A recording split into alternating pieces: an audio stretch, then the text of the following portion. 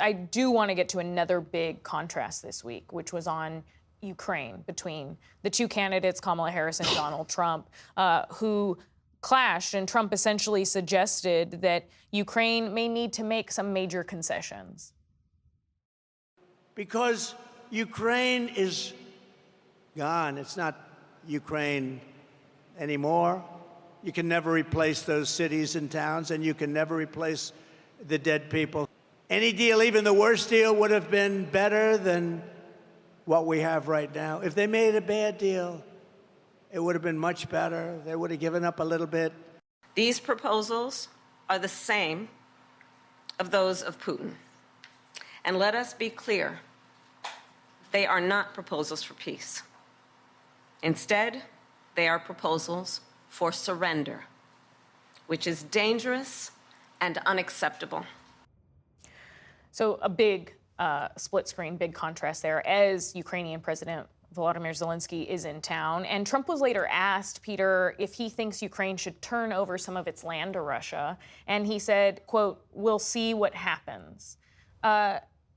It appears to be pretty clear at this point that if Trump thinks that a way to end the war is for Ukraine to make some major concessions. Absolutely. He says he can end the war in 24 hours. I don't know anybody who deals with Russia who thinks that's at all possible. Orban. If it were, the only way it would be possible would be to basically say, okay, Putin, you win. And J.D. Vance has said this. He said that the Ukrainians are going to have to accept losing their land and forswearing any NATO membership, swearing to be neutral. In other words, everything Putin wants. That is, in fact, what that J.D. Vance stipulation is, that Putin gets to illegally cross borders, use force to take territory that is not his, of a sovereign country that Russia had pledged previously to respect, and that he gets to therefore keep that territory.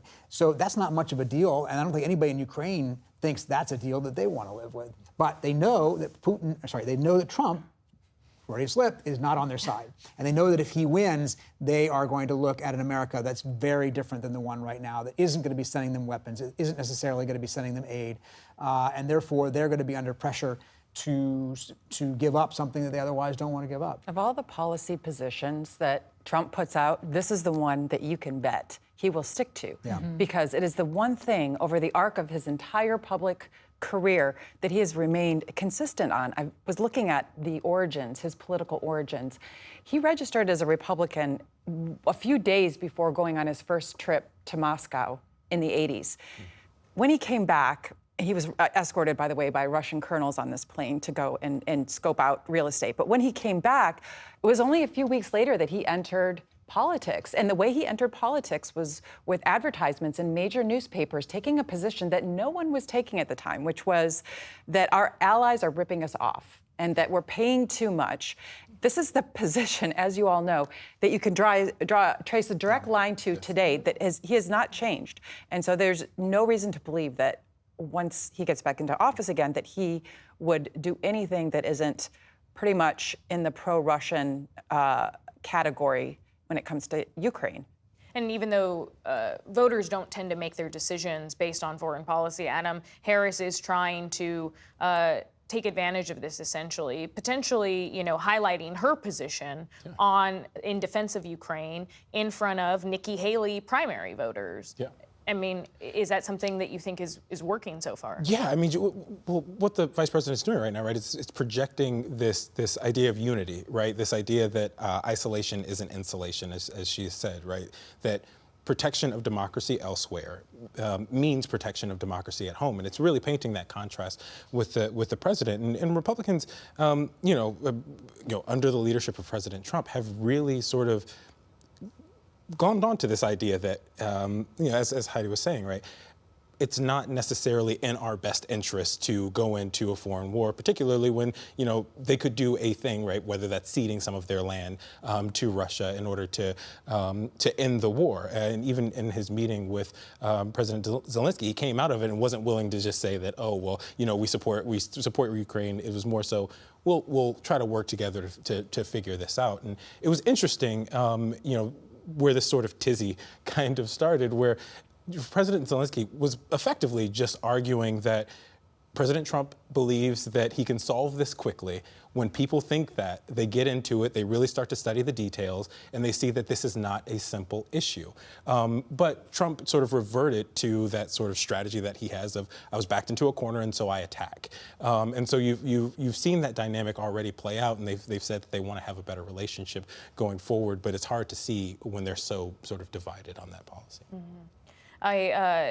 There is a debate coming up. I don't know if any of you guys are. Just another one between J.D. Vance and Tim Walz.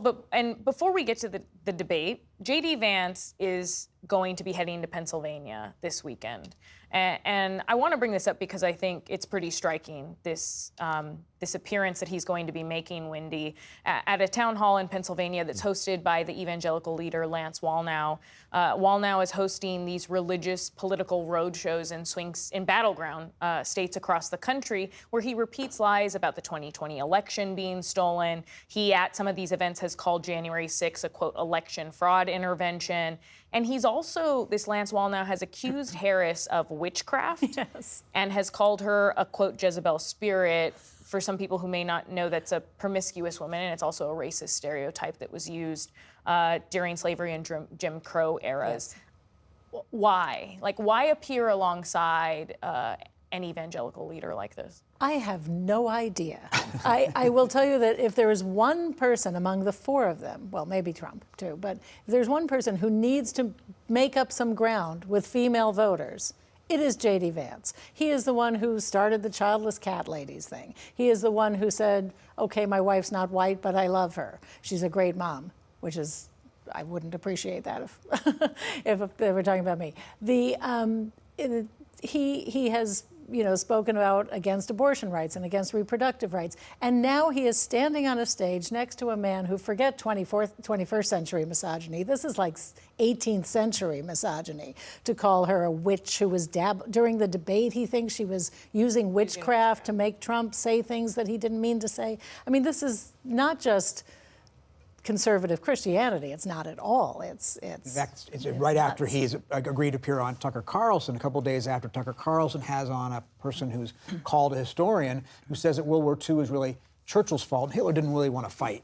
And Vance was asked, well, why would you go on Tucker after he just had this person on? He says, well, I don't get into that game where you have guilt by association. Just because he has that person on doesn't mean I have to not go on. So he's, applying the same rules there, basically. I'm not going to, there's nobody that I would feel so ashamed to be next to that I won't be. But this is not necessarily a fringe character, and this is all I'll say, because Lance Wallnau has live streamed from Mar-a-Lago.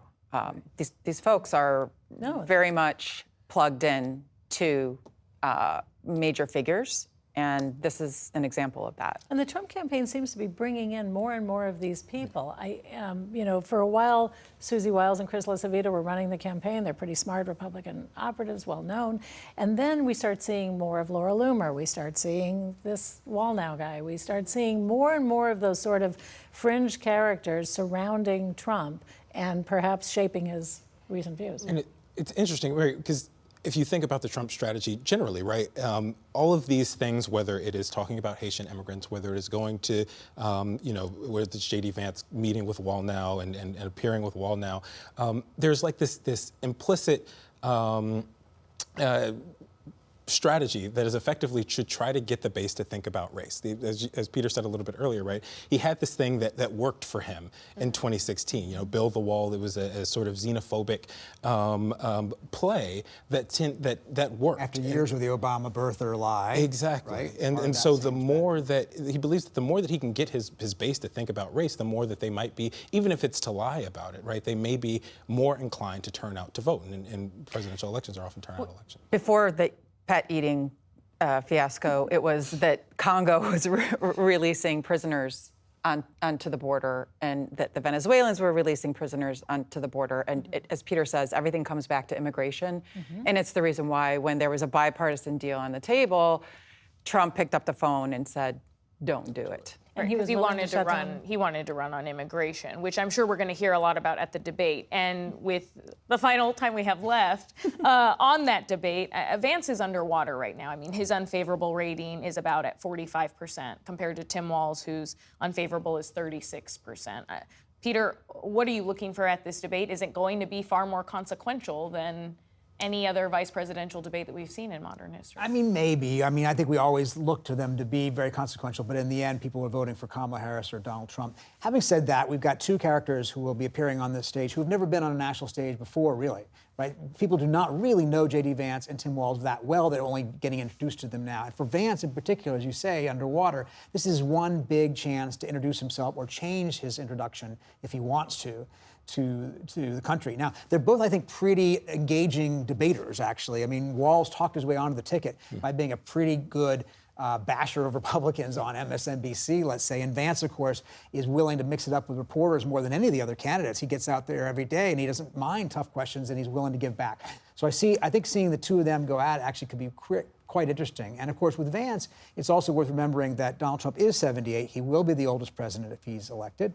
And therefore, who this vice president is has more consequence than for a younger president. Since there's not going to be a debate, another debate between Harris and Trump, this is it for prime time, even though it's the VP candidates. And I think Walz has kind of previewed what he's going to do with attacking Vance. Like, you're not really an everyday man. You did Hillbilly Elegy, but you hang out with Silicon Valley billionaires and you went to Yale. And by the way, I'm here to defend the honor of all women who own cats. Unfortunately, on the childless cat lady comment, we have to leave it.